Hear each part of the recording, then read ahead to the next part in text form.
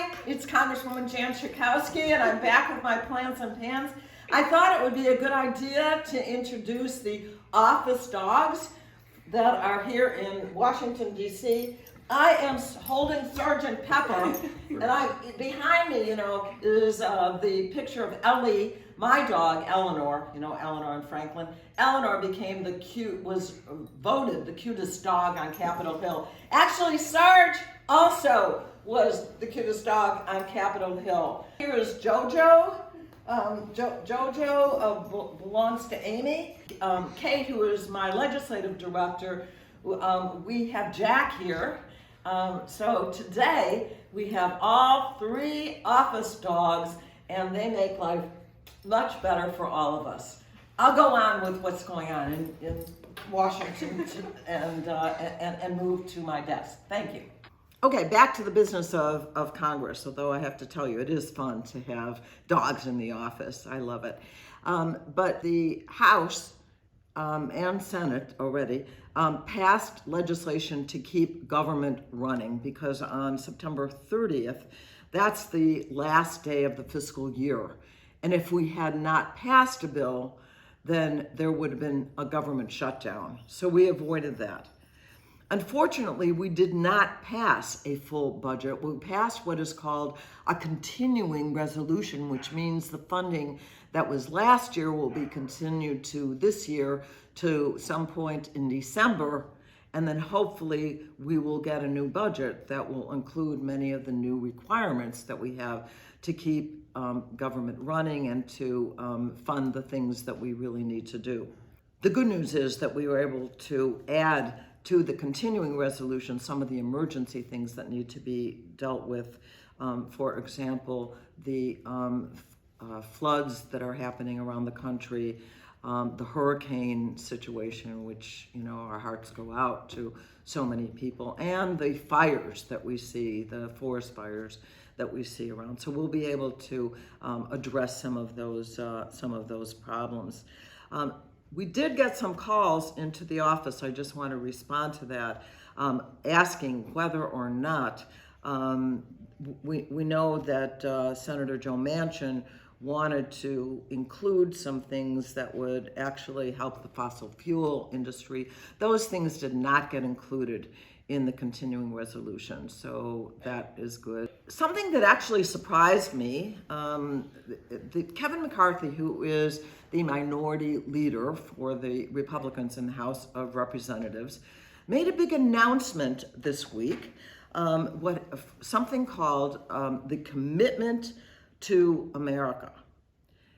And the central piece of his commitment to America was a commitment to repeal the Inflation Reduction Act. Now, in past plans and pans, I've been describing how fantastic, and the feedback I've been getting from people all over the district who love it, why he would want to repeal the reduction in the cost of prescription drugs, all of the increased benefits that are going to go to older Americans, the $35 for insulin a month instead, the cap on out-of-pocket spending, beginning to negotiate for lower drug prices, holding the pharmaceutical industry more accountable, putting in about a third of $1 trillion for climate and reducing costs for heating and cooling for many consumers, and all paid for by asking the wealthiest Americans and the big corporations, some of whom pay no money at all, to fund this legislation, adding not a single penny to the deficit. The reaction to the Inflation Reduction Act has been positive all over the country, from Republicans as well as Democrats, who appreciate what has been done. So it's a mystery to me. And basically what Kevin McCarthy is saying, that if the Republicans take over the House of Representatives, this is one of the first things that he wants to do, to repeal this legislation. It's very disappointing.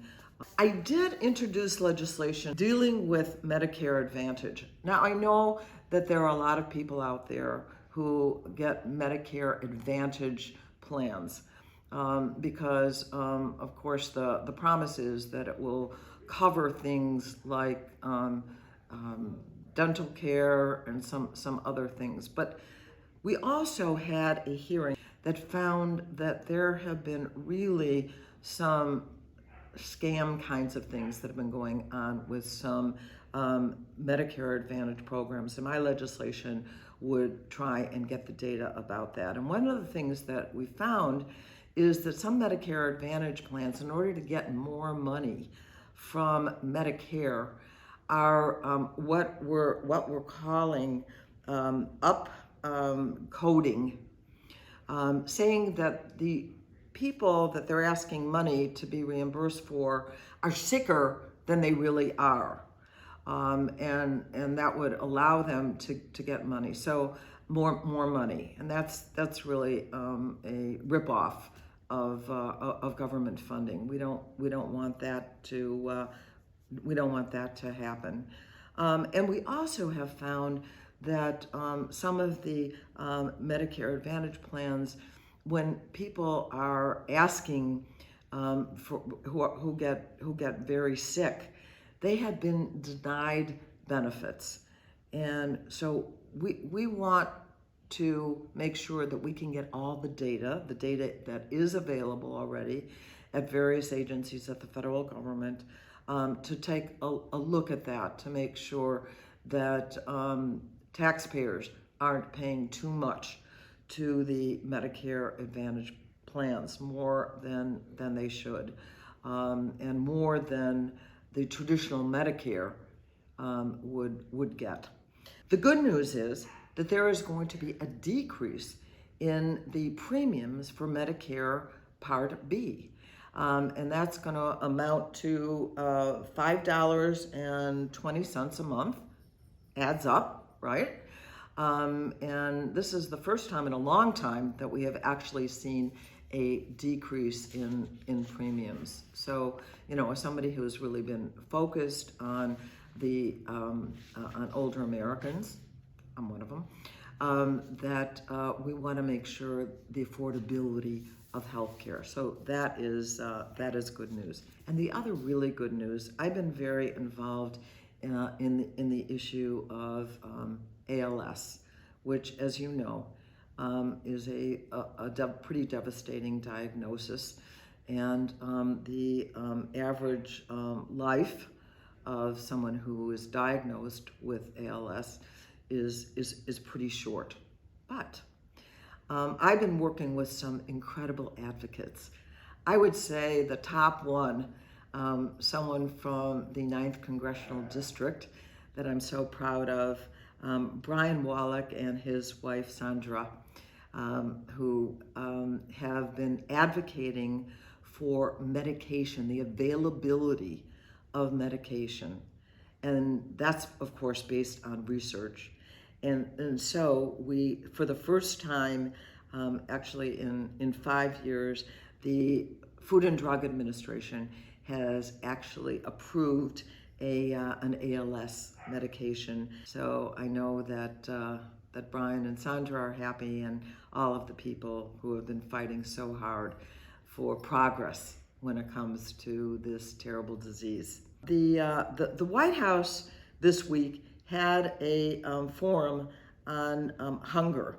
They called it the Conference on Hunger, Nutrition, and Health at the White House. And the goal is to eliminate hunger in the United States of America.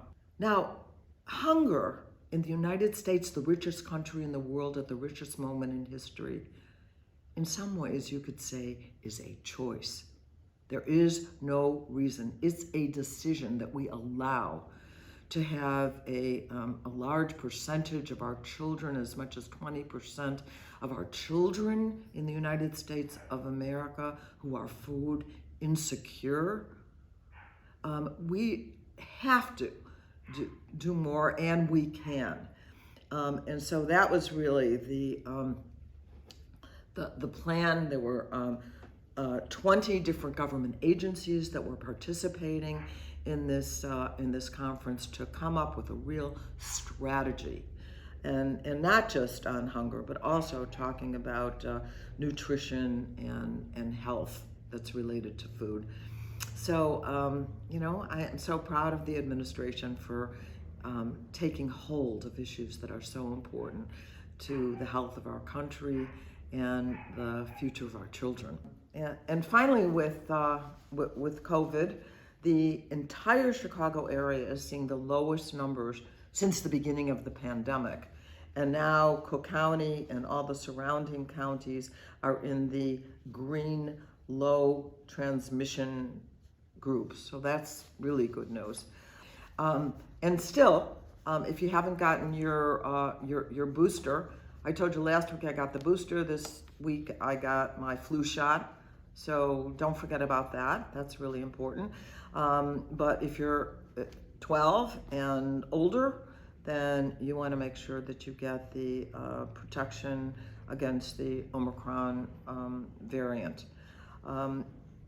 1,827 new cases and 14 deaths were reported in Illinois on Thursday. So, things are definitely better, but let's not get too complacent about this. Let's take care of ourselves. So I'll be leaving Washington, D.C. and not coming back until after the November 8th election. All of us are now going back to our districts. I very much look forward to talking to constituents in the 9th Congressional District, which has been expanded now to include parts of Lake and McHenry County, as well as Chicago and a number of the inner suburbs around Chicago. So I hope I'll get to see many of you. You often see me at the Jewel on Chicago Avenue in Evanston. I love to go there because not only do I get my groceries, but I have a chance to chat with people. So I wish you a wonderful weekend, and I do want to remind you to vote. Thanks. Thank you for watching my video. Make sure you subscribe to my YouTube channel and follow me on Instagram, Twitter, and Facebook, where my handle is @Jan Schakowsky.